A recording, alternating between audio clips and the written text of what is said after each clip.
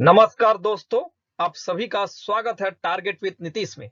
आशा करता हूं कि आप सभी अच्छे होंगे और कोरोना संकट के बीच सजग और सतर्क होंगे। आज के इस एपिसोड में हम जो ज्योग्राफी का सीरीज चला रहे हैं विस्तृत, जिसमें हम बेसिक कंसेप्ट समझ रहे हैं भारत एक सामान्य परिचय के नाम से, जिसके भाग 2 भी आ चुका है। उसी पर आधारित जो भाग 1 है, भाग 2 है, उसी पर आधारित जो है कुल 15 प्रश्न जो है इस एपिसोड में शामिल किए गए हैं और ये सभी प्रश्न जो हैं आईएएस पीसीएस में पूछे जा चुके हैं।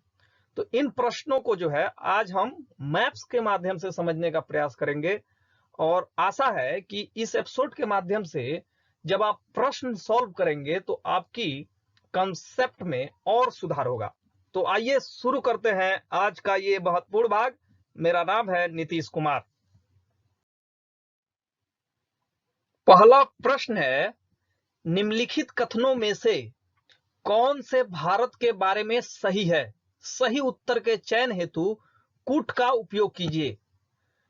ऑप्शन 1 है, भारत विश्व का 5वां बड़ा देश है। ऑप्शन 2 है, यह स्थल मंडल के कुल क्षेत्रफल का लगभग 2.4% भाग अधिकृत किए हुए है। ऑप्शन 3 है, समूचा भारत उष्ण कटिबंधीय क्षेत्र में स्थित है। और ऑप्शन 4 है, 82.5 डिग्री पूर्वी देशांतर का उपयोग भारतीय मानक समय को निर्धारित करने के लिए किया जाता है। तो इस तरह के जब प्रश्न आपसे पूछे जाते हैं, ये यूपी पीसीएस मेंस 2006 में पूछा जा चुका है, तो जितने भी ऑप्शन दिए होते हैं उन सारे ऑप्शनों पर फोकस करना होता है और सारे ऑप्शंस को देखना होता है कि इसमें कौन सही है कौन गलत है। तो आइए शुरू करते हैं ऑप्शन नंबर 1 से। ऑप्शन नंबर 1 है, भारत विश्व का 5वां बड़ा देश है। हम लोग पढ़ चुके हैं कि भारत विश्व का 5वां बड़ा देश नहीं है, बल्कि भारत विश्व का 7वां सबसे बड़ा देश है। तो ऑप्शन नंबर 1 जो है गलत हो गया। जो भी छात्र इस एपिसोड में शामिल हो रहे हैं और पिछले 2 एपिसोड्स को वो नहीं देख पाए हैं, जिसमें विस्तृत रूप से जो है भारत के बारे में कंसेप्ट क्लियर करने के लिए जो है विस्तृत अध्ययन कराया गया है, उसको कृपया देख लें। उसके बाद ही जो है ऑब्जेक्टिव प्रश्न पर आए, तब वो आसानी से जो है किसी भी प्रश्न को सॉल्व कर पाएंगे। ऑप्शन नंबर 2 है, यह स्थल मंडल के कुल क्षेत्रफल का लगभग 2.4% भाग अधिकृत किए हुए है। यह स्थल मंडल के कुल क्षेत्रफल का लगभग 2.4% भाग अधिकृत किए हुए है। तो भारत का जो क्षेत्रफल है वो संपूर्ण विश्व के क्षेत्रफल का 2.4% है। ये कथन जो है बिल्कुल सही है। ऑप्शन नंबर 2 बिल्कुल सही है। और अगर जनसंख्या की बात की जाए तो भारत में जो है संपूर्ण विश्व की जनसंख्या का 17.5% जनसंख्या निवास करती है, यानी कि 17.5% जनसंख्या निवास करती है। तो ऑप्शन नंबर 2 सही हुआ। समूचा भारत उष्ण कटिबंधीय क्षेत्र में स्थित है, यह कथन बिल्कुल गलत है, क्योंकि भारत का अगर अक्षांशीय विस्तार आप देखेंगे तो 8 डिग्री 4 मिनट उत्तरी अक्षांश से 37 डिग्री 6 मिनट उत्तरी अक्षांश के बीच है, जबकि उष्ण कटिबंधीय क्षेत्र का जो विस्तार है वह उत्तर दिशा में भूमध्य रेखा से जो है 23.5 अंश कर्क रेखा तक है और दक्षिण दिशा में जो है, यानी कि जो दक्षिणी गोलार्ध है उसमें जो है 23.5 अंश मकर रेखा के पास तक है। तो आप देख रहे हैं कि भारत का जो अक्षांशीय विस्तार है वो 8 डिग्री 4 मिनट उत्तरी अक्षांश से 37 डिग्री 6 मिनट उत्तरी अक्षांश के बीच है।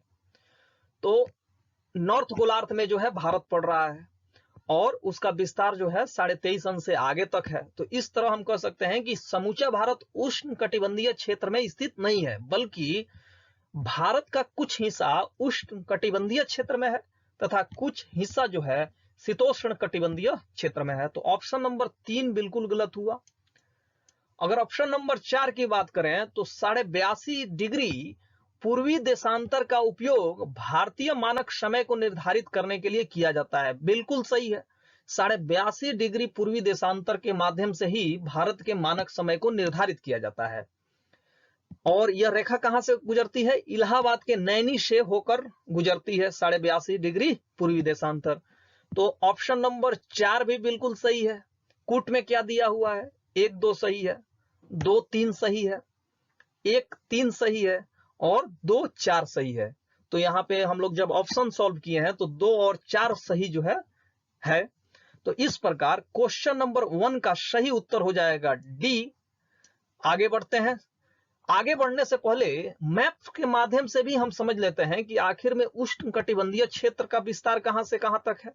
इसको जब हम समझ लेंगे तो आने वाले समय में इस पर आधारित जो भी प्रश्न आएंगे हम आसानी से सॉल्व कर पाएंगे। तो आइए मैप को समझते हैं सबसे पहले। तो ये रहा मैप। इसमें आप देख रहे हैं कि इक्वेटर जो है 0 डिग्री को दर्शाता है। इक्वेटर का मतलब यहां है भूमध्य रेखा।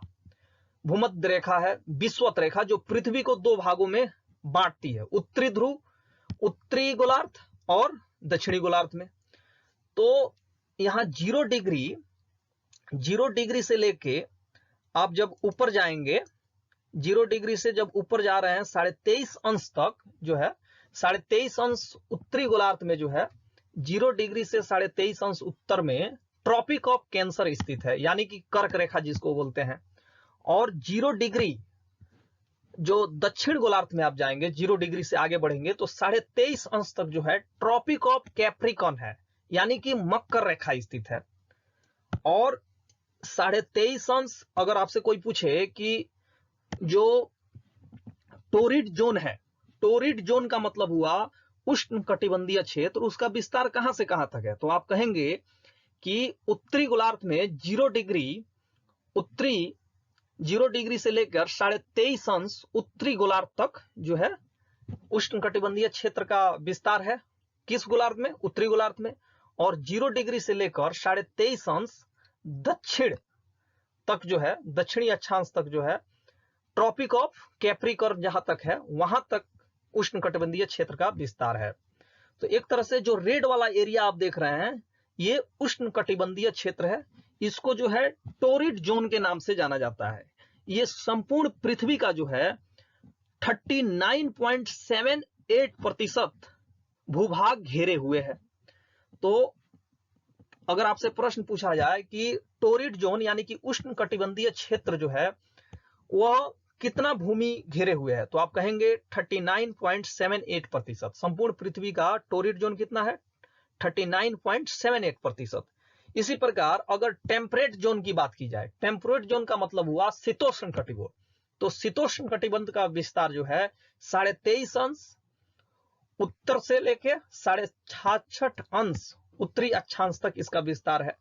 और वहीं अगर दक्षिणी गोलार्ध में बात की जाए तो 23.5 अंश दक्षिणी से लेकर, दक्षिणी अक्षांश से लेकर 66.5 अंश दक्षिणी गोलार्ध के बीच जो है टेम्परेट जोन व्याप्त है। और टेम्परेट जोन जो पीले कलर में दिखाया गया है इसी को जो है शीतोष्ण कटिबंध कहा जाता है, यानी कि कभी कभी यहाँ मौसम जो है ठंडा और गर्म दोनों होता है यहाँ पे, इसीलिए इसका नाम है शीतोष्ण कटिबंध। शीत के साथ साथ उष्ण यानी गर्माहट भी होती है यहाँ पे। टेम्परेट जोन पीले रंग में दिखाया गया है। अगर बात करें कि टेम्परेट जोन जो है पृथ्वी के कितने भाग पे फैला हुआ है, तो टेम्परेट जोन जो है ये इसका जो क्षेत्रफल है वह संपूर्ण पृथ्वी का 25.99% है और इसका भी जो क्षेत्रफल है वह 25.99% है। तो इस प्रकार आप देख रहे हैं कि जो टेम्परेट जोन है उसका विस्तार टोरिड जोन से ज्यादा है। टोरिड जोन का जो विस्तार है 39.78% ही था, जबकि टेम्परेट जोन का लगभग विस्तार जो है 52% के आसपास आ रहा है। बात करते हैं तीसरा जो जोन है उसका नाम है फ्रिजिड जोन। फ्रिजिड जोन का मतलब क्या है? शीत कटिबंध। शीत कटिबंध में हमेशा ठंडा पड़ता है। एक तरह से आप कह सकते हैं उत्तरी ध्रुव के करीब होता है और दक्षिणी ध्रुव के करीब होता है ये क्षेत्र। यहाँ पे जो इस कलर से दिखाया गया है वह जो है कौन सा जोन है? ये जोन है फ्रिजिड जोन। इसका जो विस्तार है वह 66.5 अंश उत्तरी अक्षांश से लेकर नॉर्थ पोल तक इसका विस्तार है। उसी प्रकार दक्षिण में भी देखें तो 66.5 अंश से लेकर दक्षिण ध्रुव तक इसका विस्तार है। और इसका जो क्षेत्रफल है वह संपूर्ण पृथ्वी का 4.12% है। 4.12% उत्तरी ध्रुव की ओर जो है उसका है और 4.12% इसका है।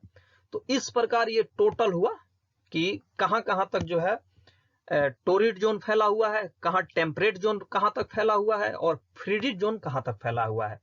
अगर कर्क रेखा की बात की जाए तो कर्क रेखा जो है 23.5 अंश उत्तरी अक्षांश जो खींचा जाता है, उत्तरी अक्षांश रेखा, उसको ट्रॉपिक ऑफ कैंसर कहते हैं। और 23.5 अंश दक्षिणी अक्षांश जो खींची जाती है उसको ट्रॉपिक ऑफ कैप्रिकॉन यानी कि मकर रेखा के नाम से जाना जाता है। आशा करता हूं कि यह जो जानकारी आपको दी जा रही है इससे जो है आपका कंसेप्ट क्लियर हो गया होगा। आगे बढ़ते हैं दूसरे प्रश्न पर। दूसरा प्रश्न है, भारत का दक्षिणतम बिंदु है। ऑप्शन ए है दक्षिण भारत, ऑप्शन बी है इंदिरा कोल, ऑप्शन सी है इंदिरा पॉइंट और ऑप्शन डी है इंदिरा केंद्र। भारत का जो दक्षिणतम बिंदु है, मुख्य भूमि की यहां बात नहीं हो रही है, यहां पे संपूर्ण भारत की बात हो रही है कि भारत का क्षेत्र जहां तक फैला हुआ है उसका दक्षिणतम बिंदु कौन सा है। तो भारत का जो दक्षिणतम बिंदु है उसका नाम है इंदिरा पॉइंट। इस प्रकार क्वेश्चन नंबर 2 का सही उत्तर हो जाएगा सी। इंदिरा कोल जो है यह भारत का सबसे उत्तरी बिंदु है और दक्षिण भारत और इंदिरा केंद्र कुछ भी नहीं है। तो भारत का दक्षिणतम बिंदु कौन सा है? इंदिरा पॉइंट। अब ये जान लेना जरूरी है कि इंदिरा पॉइंट की स्थिति कहां है भारतीय मैप में। तो आप साइड में देख रहे हैं कि ये अंडमान और निकोबार द्वीप समूह का जो है फोटो दिख रहा है आपको। इसमें जो है अंडमान को पूरा विस्तार से बताया गया है। अंडमान को 3 भागों में बांटा गया है, north Andaman, middle Andaman, lower Andaman, जिसमें पोर्ट ब्लेयर भी स्थित है। यानी कि अंडमान निकोबार द्वीप समूह की जो राजधानी है पोर्ट ब्लेयर, वह किस अंडमान में स्थित है? लोअर अंडमान में स्थित है। उसके बाद आता है लिटिल अंडमान। लिटिल अंडमान के बाद निकोबार द्वीप समूह होता है। निकोबार द्वीप समूह में कार निकोबार, इस तरह करते हुए ग्रेट निकोबार आते हैं हम। ग्रेट निकोबार के सबसे लास्ट में जो है इंदिरा पॉइंट स्थित है। तो भारत का दक्षिणतम बिंदु है इंदिरा पॉइंट। कहां स्थित है? ग्रेट निकोबार में स्थित है। और अंडमान निकोबार द्वीप समूह क्यों कहा जाता है? क्योंकि यह द्वीपों के जो है छोटे छोटे द्वीपों के समूहों से मिलकर बना है। आप देख रहे हैं यहाँ पे द्वीपों का समूह है नॉर्थ अंडमान में, फिर से यहाँ पे है, इस तरह करके आप नीचे तक देख सकते हैं कि द्वीपों के समूह ही आपको दिखाई दे रहे हैं। तो भारत का दक्षिणतम बिंदु है इंदिरा पॉइंट। आगे बढ़ते हैं। भारत के बारे में कौन सा कथन सही है? ऑप्शन ए है भारत का क्षेत्रफल संपूर्ण विश्व के क्षेत्रफल का 2.9% है। ऑप्शन बी है भारत में संपूर्ण विश्व की लगभग 16.6% जनसंख्या निवास करती है। ऑप्शन सी है भारत में वर्तमान में 28 राज्य व 8 केंद्र शासित प्रदेश है। ऑप्शन डी है इंदिरा पॉइंट पोर्ट ब्लेयर से 10 किलोमीटर की दूरी पर स्थित है। और ऑप्शन ई है इनमें से कोई नहीं या इनमें से एक से अधिक। तो भारत के बारे में कौन सा कथन सही है? तो आइए इसको ऑप्शंस के माध्यम से समझते हैं। भारत का क्षेत्रफल संपूर्ण विश्व के क्षेत्रफल का 2.9% है।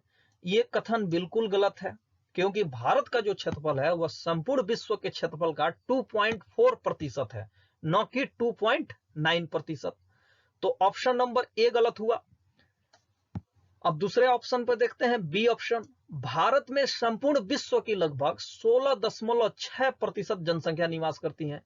2011 के जनगणना के मुताबिक भारत में संपूर्ण विश्व की लगभग 17.5% जनसंख्या निवास करती है, यानी कि 70.5%। तो यह भी गलत है। भारत में वर्तमान में 28 राज्य व 8 केंद्र शासित प्रदेश हैं। हम लोग जो विस्तृत अध्ययन कराए हैं ज्योग्राफी का, ज्योग्राफी के पार्ट 1 भारत एक सामान्य परिचय भाग 1, भारत एक सामान्य परिचय भाग 2 में जो है इस पर हम लोग बातचीत कर चुके हैं कि भारत में वर्तमान में 28 राज्य व 8 केंद्र शासित प्रदेश कैसे हैं। इसके बारे में हम डिटेल में चर्चा कर चुके हैं। जिसको यह बात समझ में नहीं आ रहा है वो पिछले जो पढ़ाए जा चुके हैं भारत सामान्य परिचय भाग 1 और भाग 2 को देख लें, अच्छा से समझ में आ जाएगा। तो भारत में वर्तमान में 28 राज्य व 8 केंद्र शासित प्रदेश हैं। ये कथन बिल्कुल सही है। इंदिरा पॉइंट पोर्ट ब्लेयर से 10 किलोमीटर की दूरी पर स्थित है। ये कथन बिल्कुल गलत है, क्योंकि आप देख चुके हैं मैप के माध्यम से जो है प्रश्न संख्या 2 में आपको मैं समझा चुका हूं कि पोर्ट ब्लेयर जो है उससे जो दूरी है ग्रेट निकोबार की वो बहुत ज्यादा है, वो 10 किलोमीटर की दूरी तो काफी कम हुई। तो ये कथन बिल्कुल गलत है। आपका क्या होमवर्क है? आपका होमवर्क है कि आप कमेंट के माध्यम से बताइए कि इंदिरा पॉइंट पोर्ट ब्लेयर से कितने किलोमीटर की दूरी पर स्थित है। और ऑप्शन ई है इनमें से कोई नहीं या इनमें से एक से अधिक। तो यहाँ पे ऑप्शन नंबर सी तो होगा, भारत में वर्तमान में 28 राज्य व 8 केंद्र शासित प्रदेश हैं। ये कथन बिल्कुल सही है। तो क्वेश्चन नंबर 3 का सही उत्तर हो जाएगा सी। अगला प्रश्न, किस राज्य की सीमा म्यांमार से सर्वाधिक लगती है? ऑप्शन ए है मणिपुर, ऑप्शन बी है नागालैंड, ऑप्शन सी है मिजोरम, ऑप्शन डी है अरुणाचल प्रदेश। यहां जो मैप आपको दिख रहा है इसमें आप देख सकते हैं कि ये जो है हिस्सा जो है म्यांमार वाला हिस्सा है। इसमें सबसे ज्यादा जो इसकी सीमा लगी हुई है म्यांमार की वो अरुणाचल प्रदेश से लगी हुई है, अरुणाचल प्रदेश से। तो किस राज्य की सीमा म्यांमार से सर्वाधिक लगती है?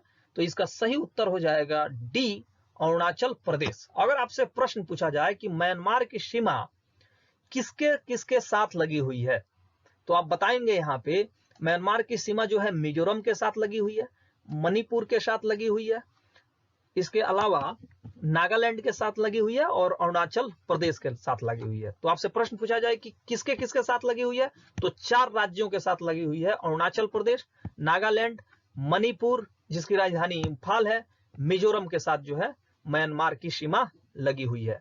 आगे बढ़ते हैं।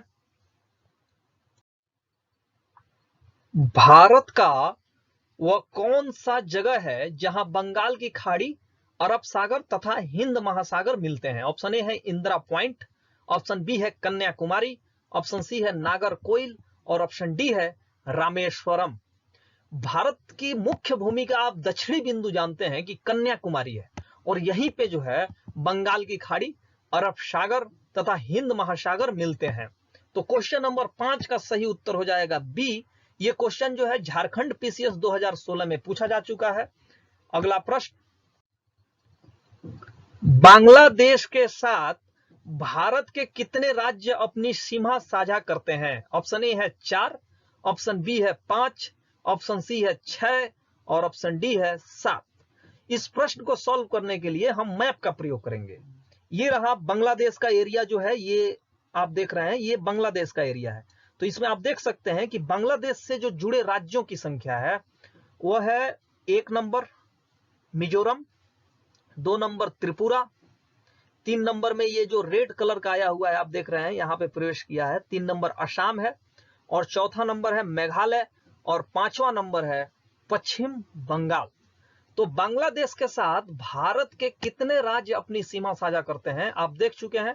पश्चिम बंगाल 1 हुआ, असम 2, मेघालय 3, त्रिपुरा 4 और मिजोरम 5। तो बांग्लादेश के साथ भारत के कितने राज्य अपनी सीमा साझा करते हैं? 5। तो क्वेश्चन नंबर 6 का सही उत्तर हो जाएगा बी। अगला प्रश्न, निम्नलिखित में से किस भारतीय राज्य की सीमाएं भूटान से नहीं लगती हैं? ऑप्शन ए है सिक्किम, ऑप्शन बी है मेघालय, ऑप्शन सी है अरुणाचल प्रदेश और ऑप्शन डी है असम। जो यहाँ पे भूटान की बात हो रही है, मैप के माध्यम से समझना अति आवश्यक है। यहाँ पे भूटान स्थित है, ये जो है ये वाला जो पार्ट है ये भूटान का पार्ट है। भूटान से आप देख रहे हैं कि यहाँ 1 नंबर पे जो है सिक्किम जुड़ा हुआ है, ये 1 नंबर सिक्किम, 2 नंबर पे जो है पश्चिम बंगाल है, तीसरे नंबर पे जो है आसाम है और चौथे नंबर पर अरुणाचल प्रदेश है। यहाँ ऑप्शन मेघालय दिया हुआ है, मेघालय यहाँ पे है, असम के नीचे है, यह जो है भूटान से नहीं लगती है इसकी सीमाएं। तो क्वेश्चन नंबर 7 का सही उत्तर हो जाएगा बी, मेघालय। मेघालय की जो सीमाएं हैं वो भूटान से नहीं लगती हैं। अगला प्रश्न, निम्नलिखित कथनों पर विचार कीजिए। ऑप्शन 1 है असम भूटान तथा बांग्लादेश की सीमाओं से लगा हुआ है, यानी कि असम का जो सीमा है वो भूटान तथा बांग्लादेश की सीमाओं से लगा है। ऑप्शन नंबर 2 है पश्चिम बंगाल भूटान तथा नेपाल की सीमाओं से लगा हुआ है, यानी कि पश्चिम बंगाल का जो क्षेत्र है उसकी सीमाएं जो है भूटान तथा नेपाल की सीमाओं से लगी हुई हैं। ऑप्शन नंबर 2 है। और ऑप्शन नंबर 3 है मिजोरम की सीमा बांग्लादेश तथा म्यांमार के सीमाओं से लगा हुआ है। कूट की सहायता से बताइए कौन सही है। यह क्वेश्चन जो है IAS 2006 में पूछा जा चुका है। तो इस प्रश्न को भी सॉल्व करने के लिए हमें मैप का सहायता लेना बहुत जरूरी हो जाता है और यहाँ पे प्रत्येक ऑप्शन पे भी विचार करना जरूरी हो जाता है। अगर आप ज्योग्राफी के छात्र हैं या ज्योग्राफी परीक्षाओं में जो है आपके पूछे जाते हैं और आप उसका अध्ययन करते हैं तो आप मैप के माध्यम से ही इस प्रश्न को सॉल्व कीजिएगा। तो क्वेश्चन नंबर 8 का हम ऑप्शन नंबर 1 देखते हैं। असम, भूटान तथा बांग्लादेश की सीमाओं से लगा हुआ है। ये कथन बिल्कुल सही है क्योंकि असम की जो सीमाएं हैं वो भूटान से भी लगी हुई हैं और बांग्लादेश की सीमाओं से भी लगी हुई है। तो ऑप्शन नंबर 1 जो है सही है। अब दूसरी की बात की जाए, पश्चिम बंगाल भूटान तथा नेपाल की सीमाओं से जुड़ा हुआ है। तो ऑप्शन नंबर 2 भी सही है क्योंकि पश्चिम बंगाल जो है सिक्किम तक फैला हुआ है और इसकी जो सीमाएं हैं भूटान से भी लगी हुई हैं और नेपाल से भी लगी हुई हैं। और ऑप्शन नंबर 3 है मिजोरम, बांग्लादेश तथा म्यांमार के सीमाओं से लगा हुआ है। तो मिजोरम, आप अभी जब हम मैप पढ़ रहे थे, मैप के माध्यम से पिछला प्रश्न सॉल्व कर रहे थे, तो मिजोरम वहां पे आया था। मिजोरम जो है बांग्लादेश से भी जुड़ा हुआ है और म्यांमार के सीमा से भी लगा हुआ है। तो ऑप्शन नंबर 3 भी सही है। तो क्वेश्चन नंबर 8 का सही उत्तर हो जाएगा कूट के हिसाब से 1 2 3 ऑप्शन नंबर ए। अगला प्रश्न, नेपाल के पड़ोसी भारतीय राज्यों का युग्म है। ऑप्शन ए है सिक्किम भूटान, ऑप्शन बी है सिक्किम बिहार, ऑप्शन सी है असम बिहार और ऑप्शन डी है उत्तर प्रदेश हरियाणा। यह प्रश्न जो है राजस्थान एडमिनिस्ट्रेटिव सर्विसेज में 1999 और 2000 ईस्वी में पूछा जा चुका है। यह भी प्रश्न जो है मैप पर आधारित प्रश्न है, तो मैप के माध्यम से ही सॉल्व करना इस प्रश्न को ज्यादा उचित होगा। तो नेपाल के पड़ोसी भारतीय राज्यों का युग्म है। यहाँ पे आप देख रहे हैं कि ये रहा नेपाल, ये जो सीमा है ये नेपाल का भाग है। नेपाल के साथ जो है बिहार जुड़ा हुआ है और सिक्किम जुड़ा हुआ है। तो यहाँ प्रश्न क्या था, भारतीय राज्यों का युग्म है। अगर सिक्किम भूटान की बात की जाए तो भूटान जो है भारतीय राज्य है ही नहीं, तो इस प्रकार ऑप्शन नंबर ए इसी तरह गलत हुआ। उत्तर प्रदेश हरियाणा, हरियाणा यहाँ पे है। हरियाणा का कोई भी सीमा जो है नहीं जुड़ी हुई है नेपाल के साथ, तो ऑप्शन नंबर डी भी गलत हुआ। अब असम बिहार की बात कर लेते हैं। असम, आप देख रहे हैं कि असम यहाँ पश्चिम बंगाल के माध्यम से पृथक हो गया है और वो भूटान के साथ तो अपनी सीमा साझा करता है लेकिन नेपाल के साथ सीमा साझा नहीं करता है। तो असम बिहार का जोड़ी भी सही हो गया, बच गया बी सिक्किम बिहार। तो आप देख रहे हैं बिहार भी जो है नेपाल से जुड़ा हुआ है और सिक्किम भी जो है बिहार से जुड़ा हुआ है।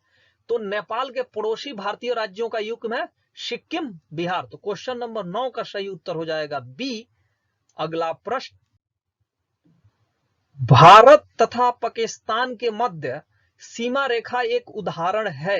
ऑप्शन ए है अध्यारोपित सीमा का, ऑप्शन बी है पूर्ववर्ती सीमा का, ऑप्शन सी है अवशिष्ट सीमा का और ऑप्शन डी है परवर्ती सीमा का। कल के एपिसोड में यानी कि भारत एक सामान्य परिचय भाग 2 में हम पढ़ चुके हैं कि अध्यारोपित सीमा किसे कहते हैं, सुपर इम्पोज्ड बाउंड्री किसे कहते हैं। सुपर इम्पोज्ड बाउंड्री इसे कहते हैं जो मानव द्वारा निर्मित हो और किसी बाह्य शक्ति द्वारा थोपा गया हो। उदाहरण के रूप में भारत और पाकिस्तान के बीच की जो सीमा है या भारत और बांग्लादेश के बीच की जो सीमा है वो ब्रिटिश सरकार द्वारा निर्धारित की गई है। ये प्राकृतिक रूप से निर्मित सीमा नहीं है। जबकि आप अगर भारत का मैप देखेंगे तो अरब सागर से जो भारत का जुड़ाव है या हिंद महासागर से या वे ऑफ बंगाल यानी कि बंगाल की खाड़ी से जो जुड़ाव है भारत का, वह नेचुरल बाउंड्री है। लेकिन भारत और पाकिस्तान के मध्य जो है सीमा रेखा वह ब्रिटिश सरकार द्वारा निर्धारित किया गया था, यानी कि उसके द्वारा थोपा गया था। तो अध्यारोपित सीमा का भारत तथा पाकिस्तान के मध्य सीमा रेखा एक उदाहरण है अध्यारोपित सीमा का। तो क्वेश्चन नंबर 10 का सही उत्तर हो जाएगा ए। अगला प्रश्न, भारत के किस प्रदेश की सीमा 3 देशों क्रमशः नेपाल, भूटान एवं चीन से मिलती है। ऑप्शन ए है अरुणाचल प्रदेश, ऑप्शन बी है मेघालय, ऑप्शन सी है पश्चिम बंगाल और ऑप्शन डी है सिक्किम। तो नेपाल, भूटान एवं चीन से मिलने की बात की जा रही है। तो यहाँ पे आप अगर अरुणाचल प्रदेश की बात करेंगे तो अरुणाचल प्रदेश केवल चाइना से मिल रहा है और म्यांमार से मिल रहा है, केवल 2 देशों से मिल रहा है। यहाँ 3 देशों की बात हो रही है, नेपाल, भूटान एवं चीन। मेघालय की अगर बात करें तो मेघालय की जो सीमा है केवल बांग्लादेश से मिल रही है, तो ऑप्शन नंबर ए भी नहीं होगा सही इसका, और बी भी नहीं होगा। अगर पश्चिम बंगाल की बात करें तो पश्चिम बंगाल जो है भूटान से, नेपाल से और बांग्लादेश से जो है जुड़ रहा है, लेकिन यहाँ नेपाल, भूटान एवं चीन की बात हो रही है, तो ऑप्शन नंबर सी भी नहीं होगा, पश्चिम बंगाल। और सिक्किम की अगर बात करें तो सिक्किम आप देख रहे हैं यहाँ पे है, सिक्किम है ये। सिक्किम की जो सीमा है ये चाइना से जुड़ी हुई है, और यहाँ पे भूटान से जुड़ी हुई है, और यहाँ पे ये नेपाल है, इससे भी जुड़ी हुई है। तो सिक्किम इसका सही उत्तर होगा। क्वेश्चन नंबर 11 का सही उत्तर हो जाएगा डी। नेपाल, भूटान एवं चीन से कौन सा राज्य सीमा साझा करता है? सिक्किम। अगला प्रश्न, भारत का सबसे पूर्वी बिंदु है? ऑप्शन ए है गौ माता, ऑप्शन बी है किबुथु, ऑप्शन सी है इंदिरा पॉइंट, और ऑप्शन डी है इंदिरा कोल। यहाँ पे जो ऑप्शन दिए गए हैं, इंदिरा कोल जो है यह भारत का सबसे उत्तरी बिंदु है। उत्तरी बिंदु जो सियाचिन ग्लेशियर के पास निकट है, यह भारत का सबसे उत्तरी बिंदु है, इसको इंदिरा कोल के नाम से जाना जाता है। इंदिरा पॉइंट जो है ये ग्रेट निकोबार का हिस्सा है, अंडमान निकोबार द्वीप समूह में ग्रेट निकोबार है, वहां का हिस्सा है। यह भारत का सबसे दक्षिणतम बिंदु है इंदिरा पॉइंट। किबुथी की बात करें तो यह भारत का सबसे पूर्वी बिंदु है, जो अरुणाचल प्रदेश में आता है, किबुथु। तो यहां प्रश्न था कि भारत का सबसे पूर्वी बिंदु है, तो इसका सही उत्तर हो जाएगा बी, किबुथु, जो अरुणाचल प्रदेश में पड़ता है। और गौ माता की बात करें तो यह भारत का सबसे पश्चिमी बिंदु है, जो गुजरात में पड़ता है, गौ माता। तो क्वेश्चन नंबर 12 तो पूछ रहा है सबसे पूर्वी बिंदु कौन सा है, तो किबुथु भारत का सबसे पूर्वी बिंदु है। अगला प्रश्न, निम्नलिखित प्रमुख नगरों में से कौन सा सबसे अधिक पूर्व की ओर स्थित है? ऑप्शन ए है हैदराबाद, ऑप्शन बी है भोपाल, ऑप्शन सी है लखनऊ, और ऑप्शन डी है बंगलुरु। यहाँ पे मैप अगर आपको क्लियर हो तो यहाँ का जो भाग है, ये पोर्शन जो आप देख रहे हैं, ये यूपी का पोर्शन है, इसमें लखनऊ जो है यहाँ आता है। उसके बाद अगर भोपाल की बात करें तो मध्य प्रदेश का जो ये हिस्सा है, यहाँ पे मान लीजिए भोपाल आता है। और ऑप्शन नंबर में ए नंबर है सी, हैदराबाद यहां पड़ेगा। और बेंगलुरु कहां पड़ेगा? इसके जस्ट पास में बेंगलुरु यहां पड़ेगा। तो यहां पूछा जा रहा है कि निम्नलिखित प्रमुख नगरों में से कौन सा सबसे अधिक पूर्व की ओर स्थित है? तो यहां पूर्व की स्थित सबसे ज्यादा है लखनऊ। लखनऊ जो है सबसे ज्यादा पूर्व की ओर स्थित है। तो क्वेश्चन नंबर 13 का सही उत्तर हो जाएगा सी, लखनऊ। ये प्रश्न जो है आईएएस 2007 में पूछा जा चुका है। इसके आधार पे आप ये अनुमान लगा सकते हैं कि मैप पे जो है, मैप बेस्ड ज्योग्राफी के प्रश्न जो है आईएएस में भी पूछे जाते हैं और पीसीएस में भी पूछे जाते हैं। अगला प्रश्न, किस देश को लैंड ऑफ गोल्डन पैगोडा के नाम से जाना जाता है? ऑप्शन ए है भूटान, ऑप्शन बी है म्यांमार, ऑप्शन सी है बांग्लादेश, और ऑप्शन डी है चीन। क्वेश्चन नंबर 14 का सही उत्तर हो जाएगा Myanmar. Land of golden pagoda के नाम से किसे जाना जाता है? म्यांमार। अगर बात होती लैंड ऑफ थंडरबोल्ट के नाम से किसे जाना जाता है, तो आप जानते हैं कि भूटान जो है इलेक्ट्रिसिटी का बहुत बड़ा उत्पादक है, और लगभग भारत को जो है ये बिजली जरूरतों का बहुत ज्यादा भाग पूरा करता है भूटान। तो क्वेश्चन नंबर 14 का सही उत्तर भी होगा, लेकिन अगर यहां प्रश्न होता लैंड ऑफ थंडरबोल्ट के नाम से किसे जाना जाता है, तो इसका सही उत्तर होता Bhutan. Land of golden pagoda के नाम से जाना जाता है म्यांमार। अगला प्रश्न, भारत का कौन सा राज्य बांग्लादेश से 3 तरफ से घिरा हुआ है? ऑप्शन ए है मिजोरम, ऑप्शन बी है मेघालय, ऑप्शन सी है पश्चिम बंगाल, और ऑप्शन डी है त्रिपुरा। ये मैप आप जो देख रहे हैं, जो आपके बगल में स्क्रीन पे दिख रहा है, ये मैप, ये बांग्लादेश का पोर्शन है। ये जो रेड मैं कर रहा हूं ये बांग्लादेश है। अब बांग्लादेश के जस्ट बगल में आप देख रहे हैं, ये वाला जो पोर्शन है, ये त्रिपुरा का पोर्शन है। त्रिपुरा का पोर्शन है ये वाला पोर्शन त्रिपुरा का है, ये जो मैं ब्लैक कर रहा हूं। तो आप देख रहे हैं कि 3 तरफ से जो है ये पश्चिम बांग्लादेश से घिरा हुआ है। तो यहाँ प्रश्न है भारत का कौन सा राज्य बांग्लादेश से 3 तरफ से घिरा हुआ है? तो इसका सही उत्तर हो जाएगा डी, त्रिपुरा। त्रिपुरा वह राज्य है भारत का जो बांग्लादेश से 3 तरफ से घिरा हुआ है, और बांग्लादेश ही वह देश है जिसके साथ भारत की स्थलीय सीमा सर्वाधिक लगती है। कितना लगती है? 4096.7 किलोमीटर लगती है। तो दोस्तों ये रहा आज का महत्वपूर्ण भाग। आशा करता हूं कि इस व्याख्या के माध्यम से जो प्रश्न हम लोग सॉल्व किए हैं आज के इस एपिसोड में, इससे आपको काफी लाभ होगा, और आने वाले जितने भी परीक्षाएं हैं उसमें आप ज्योग्राफी के प्रश्नों को सॉल्व करने में अच्छा फील करेंगे। इस एपिसोड से चाहूंगा इजाजत, लेकिन इजाजत लेने से पहले टारगेट विद नीतीश को अगर अब तक आपने सब्सक्राइब नहीं किया है तो जरूर सब्सक्राइब कर लीजिए, और अपने दोस्तों के पास भी जो है टारगेट विद नीतीश की पहुंच को बढ़ाइए। इस एपिसोड से आपसे चाहूंगा इजाजत। कल फिर मिलूंगा कुछ नए प्रश्नों के संग्रह के साथ, ज्योग्राफी के एक नए टॉपिक के साथ। तब तक के लिए शुभ विदा, नमस्कार।